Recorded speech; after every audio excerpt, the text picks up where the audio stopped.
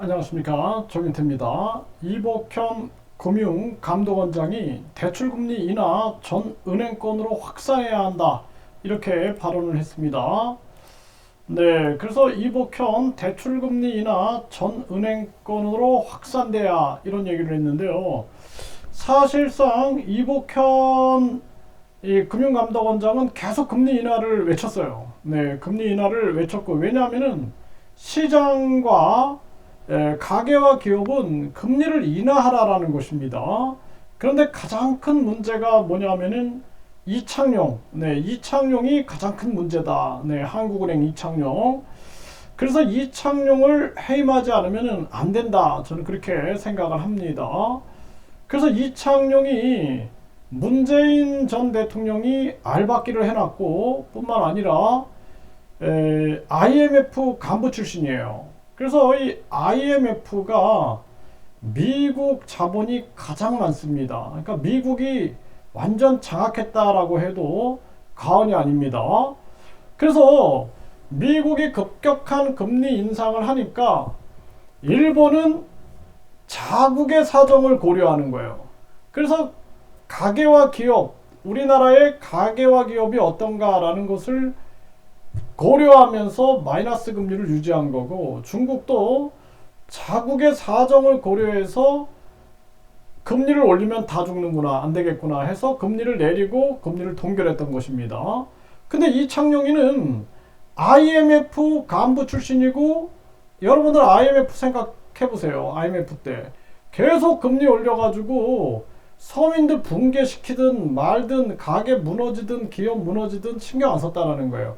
그런 식으로 무차별하게 그냥 전개를 했는데, 이런 식으로 전개를 한 거고, 또 뿐만 아니라 미국의 사정만 고려하고 있는 거예요. 그러니까 한국의 기업과 가계와 한국의 사정, 중국이나 일본처럼 고려를 해야 되는데, 그게 아니라 미국이 금리를 올리니까 우리도 올려야 된다. 아니, 일본은 미국이 금리 올리는데 왜 마이너스를 유지합니까? 또 미국이 금리 올리니까 우리도 빨리 올리자, 이러고만 있는 거예요. 자금 유출된다, 자금 유출. 도리어 우리나라 경제가 무너지면 자금이 완전 유출됩니다. 그러니까 가계와 기업을 보아가면서 해야 되는데 계속 이렇게 한 겁니다. 그래서 급기야 이제 미국 은행들이 파산하는 사태가 벌어지는 거예요. 그러니까 이제 백악관이 경고하기 시작했고, 파월, 그러니까 이 연준이라는 곳이 사기업 은행 연합회단 말이죠. 민간은행 연합회인데, 그 민간은행 연합회 주인이 누구냐라는 거예요. 주인이 작전 세력들, 그리고 투기 세력들, 그리고 조작 세력들이 거기에 들러붙지 않았겠습니까? 이게 당연한 문제 아니겠어요? 그렇기 때문에 이러한 부분들을 간파해서 대응을 해야 되는데 그러지 않았다라는 것입니다. 그래서 이복현 이 금감위원장이 대출금리 인하 전 은행권으로 확산돼야 된다, 계속해서 금리 인하를 외쳤던 거예요. 캐나다는 기준금리 동결하겠다, 주요국 중앙은행 중 처음이다라는 거예요. 이제 금리 동결하겠다라고 발표해버린 겁니다. 더 올리면 죽으니까. 네. 그런데 이창용이는 지금도 계속 금리를 올릴 궁리만 하고 있죠. 네. 그래서 전기세, 또 가스료 이런 게 올라가서 공공요금이 올라가서 물가가 올라간다. 또 금리, 그러면은요 다 죽는 거예요, 국민들은. 네? 공공요금도 올라가고, 물가도 올라가고, 금리도 올라가면 다 죽는 겁니다. 못 사는 거예요. 그러니까 오죽하면은 자영업자들이 이 겨울에 난방비 때문에 막 파산하고, 이런 사태가 왜 벌어집니까? 이 참 심각한 문제고, 물가 잡으려다가 복병 만난 연준, 내주 금리 인하 극단적 전망도, 이 연준은 쇼한 거예요. 쇼. 계속 자기들의 달러 가치를 높이기 위해서 쇼한 겁니다. 쇼하다가 이제 물가라는 핑계를 대고, 우크라이나 러시아 전쟁 핑계를 대고 하다가 나중에는 다 들통나니까 유럽이 뭐라 그랬어요? 아, 이게 우크라이나 러시아 전쟁으로 미국이 에너지 공급망, 식량 공급망, 다른 또 자원들 공급망을 가지고 미국만 무기 팔아서 돈 버는구나, 그러니까 유럽이 지금 맞불을 놓고 있는 겁니다. 이제 안 속는 거예요. 안 속는 거. 한국도 계속 지금 전쟁 위기 만들고 이러면서 무기 판매하고 분담금 당연히 받아가겠죠. 뿐만 아니라 거기다가 계속해서 삼성, 현대, LG, SK, 바이오생명과학 미국의 공장 지어라 꼼짝없이 약탈당하고 있는 것입니다. 지금 심각한 문제예요. 그래서 이 연준을 바라볼 게 아니다는 거예요. 연준은 누굴 바라봐요?